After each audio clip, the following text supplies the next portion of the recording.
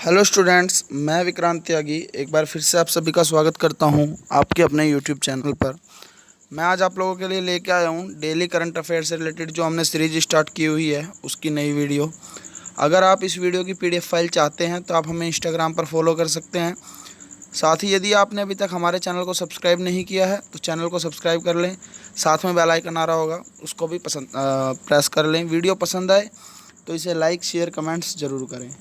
Most important question है आज का, बंगाल की खाड़ी में उठे चक्रवाती तूफान का नाम क्या है। हाल ही में आपको सुनने में आ रहा होगा बंगाल की खाड़ी में एक तूफान उठ रहा है, उसका क्या नाम है?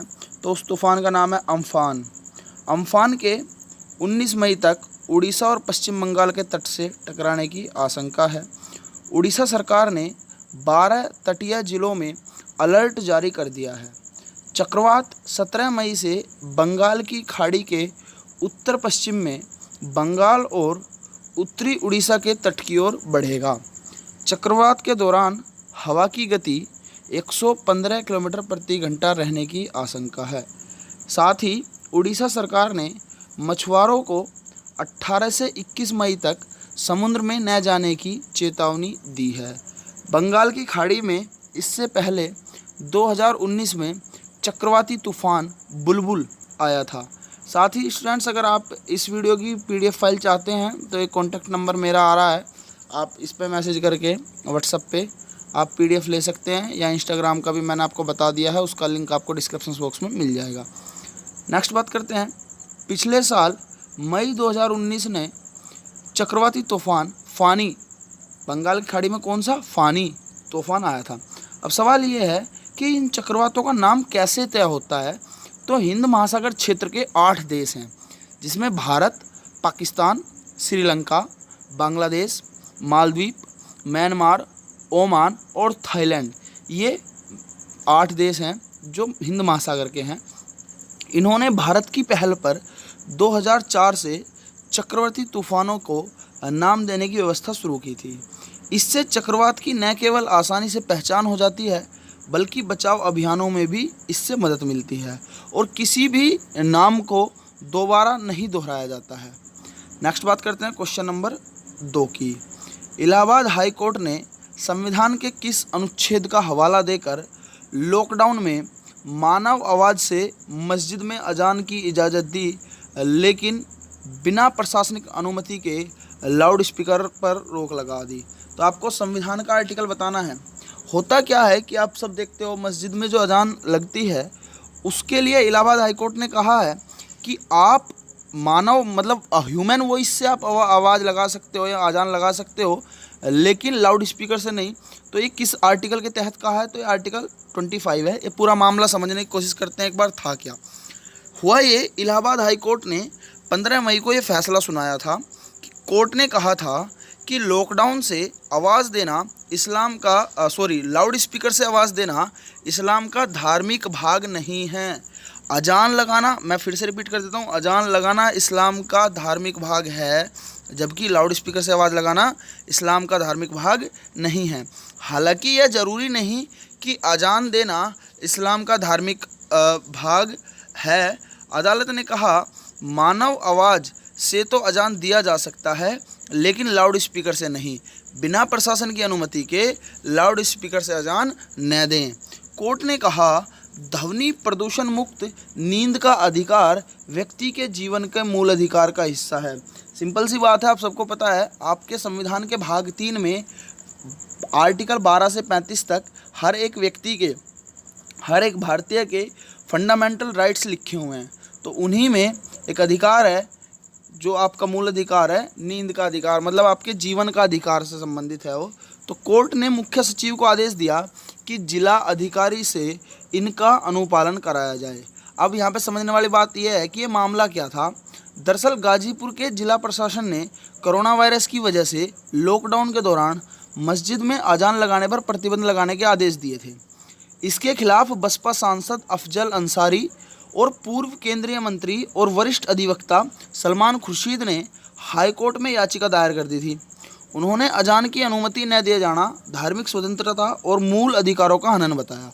ये बिल्कुल सही है, आप बोल सकते हो, कि ये धार्मिक स्वतंत्रता का हनन है, मूल अधिकारों का हनन है, जिसमें जस्टिस शशिकांत गुप्ता व जस्टिस अजीत कुमार की बेंच ने कहा, अजान इस्लाम का एक अनिवार्य अंग हो सकता है, लेकिन संविधान के अनुच्छेद 25 में हर किसी को किसी भी धर्म का पालन करने और मानने का अधिकार है, उसका प्रचार प्रसार व प्रवचन करने का भी अधिकार है, लेकिन यह स्वतंत्रता पूर्ण नहीं है।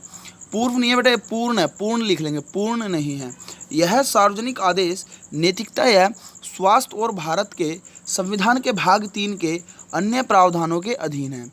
अगर सरकार को लगता है कि इस काम से पब्लिक हेल्थ, नैतिकता या कोई भी ऐसी बात जो लॉ एंड ऑर्डर के लिए बाधक है, तब सरकार इस पर रोक लगा सकती है। कोर्ट ने यह भी कहा कि पैगंबर मोहम्मद या उनके प्रमुख शिष्यों ने अजान के लिए माइक्रोफोन का इस्तेमाल शुरू नहीं किया था, क्योंकि तब ये सब चीज़ें नहीं थी। इसलिए यह नहीं कहा जा सकता कि माइक्रोफोन और लाउड स्पीकर का प्रयोग अजान के लिए आवश्यक और इस्लाम का आवश्यक अंग है। कोर्ट ने यह भी कहा कि रात 10 बजे से सुबह 6 बजे तक स्पीकर की आवाज़ पर रोक का कानून है।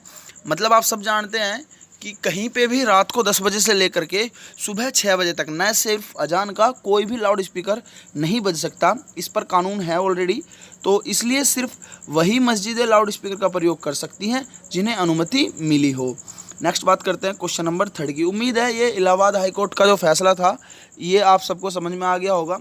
अगर नहीं आया तो एक बार वीडियो को रिवाइंड करके आप देख सकते हैं। वीडियो पसंद आ रही हो तो यार इसे लाइक, शेयर और कमेंट्स ज़रूर कर दिया करें, ताकि मेरे को भी थोड़ा सा मोटिवेशन मिलती रहे और मैं वीडियो ऐसी अच्छी आपके लिए बनाता रहूं।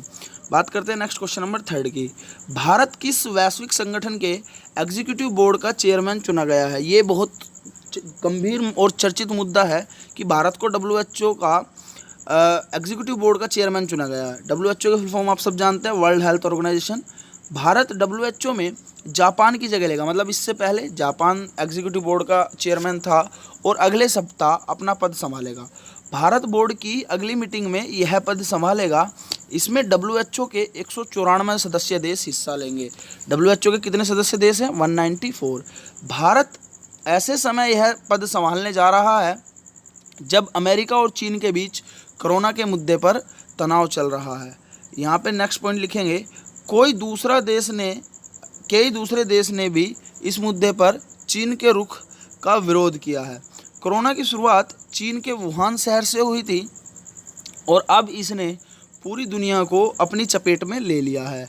भारत में अब तक कोरोना के 1 लाख से अधिक मामले सामने आए हैं, जिनमें 3000 से ज़्यादा की मौतें हुई हैं। मैं बात करता हूँ WHO के बारे में, तो इसकी स्थापना 7 अप्रैल 1948 को हुई थी। WHO का मुख्यालय जेनेवा, स्विट्जरलैंड में स्थित है और WHO के प्रमुख डॉक्टर टेड्रोस एटेहोम हैं। कौन है? टेड्रोस एटेहोम हैं। नेक्स्ट बात करते हैं क्वेश्चन नंबर 4 की। ऑनलाइन एजुकेशन के लिए केंद्र सरकार ने कौन सा कार्यक्रम या प्रोग्राम शुरू करने का ऐलान किया है? तो प्रधानमंत्री ई-विद्या प्रोग्राम। इसके जरिए डिजिटल पढ़ाई पर जोर दिया जाएगा। इस योजना के जरिए कक्षा 1 से लेकर 12 तक के विद्यार्थियों के लिए सरकार अलग अलग टीवी चैनल लॉन्च करने जा रही है, जहां बच्चे अपने स्कूली कार्यक्रम का अध्ययन ऑनलाइन कर सकेंगे, अर्थात 1 क्लास 1 चैनल प्रोग्राम होगा। 30 मई तक 100 टॉप विश्वविद्यालयों में ऑनलाइन क्लासों की शुरुआत होगी। और बात करूं अगर मैं दिव्यांग बच्चों के लिए ई कंटेंट ऑनलाइन कोर्स शुरू किए जाएंगे, जिसके तहत दिव्यांग बच्चों की ज़रूरतों को ध्यान में रखते हुए कई कोर्सेज़ की व्यवस्था की जाएगी। दिसंबर 2020 तक national foundational literacy and numeracy mission launch किया जाएगा। यह आत्मनिर्भर भारत अभियान के तहत होगा। प्रधानमंत्री ई विद्या प्रोग्राम की आधिकारिक घोषणा 17 मई 2020 को देश की वित्त मंत्री निर्मला सीतारमण द्वारा की गई थी। नेक्स्ट बात करते हैं क्वेश्चन नंबर 5 की। बेंजामिन नेतन्याहू ने हाल ही में कौन सी बार इजराइल के प्रधानमंत्री पद की शपथ ली? तो 5वीं बार। इजराइल में 500 से अधिक दिनों के लिए एक केयर टेकर सरकार काम कर रही थी। 3 लगातार आम चुनाव हुए, लेकिन किसी भी पार्टी को पूर्ण बहुमत नहीं मिला। नेतन्याहू लिकुड पार्टी से हैं। उन्होंने ब्लू एंड वाइट पार्टी के अध्यक्ष बेनी गातंज के साथ गठबंधन कर यह सरकार बनाई है। नई सरकार में 18 महीने तक नेतन्याहू प्रधानमंत्री रहेंगे, जबकि आगे 18 महीने के बाद बेनी गातंज प्रधानमंत्री रहेंगे। नेक्स्ट बात करते हैं क्वेश्चन नंबर 6 की। अंतर्राष्ट्रीय संग्रहालय दिवस इंटरनेशनल म्यूजियम डे कब मनाया जाता है? तो ये याद रखेंगे आप 18 मई को। वर्ष 1977 में international council of museum ICM बोलते हैं, इस दिन इन्होंने इसकी शुरुआत की थी और इस दिन को मनाने का कारण समाज को संग्रहालय के महत्व से अवगत कराना है। नेक्स्ट बात करते हैं क्वेश्चन नंबर 7। विश्व हाइपरटेंशन दिवस वर्ल्ड हाइपरटेंशन डे कब मनाया जाता है? तो 17 मई को। हाइपरटेंशन यानी उच्च रक्तदाब, जिसको आप हाई ब्लड प्रेशर भी बोलते हो, एक गंभीर समस्या है जो heart attack, stroke, kidney fail और अंधेपन के जोखिम को बढ़ाती है। हर 4 में से एक व्यक्ति को यह बीमारी होती है। WHO के आंकड़ों के अनुसार दुनिया में 1.13 बिलियन लोग इस बीमारी से जूझ रहे हैं। खराब खान पान, व्यायाम न करना, शराब और तंबाकू का सेवन इसका मुख्य कारण है। मशहूर कॉमेडियन जेरी लिस्टर का 11 मई को निधन हो गया। वह किस देश से थे?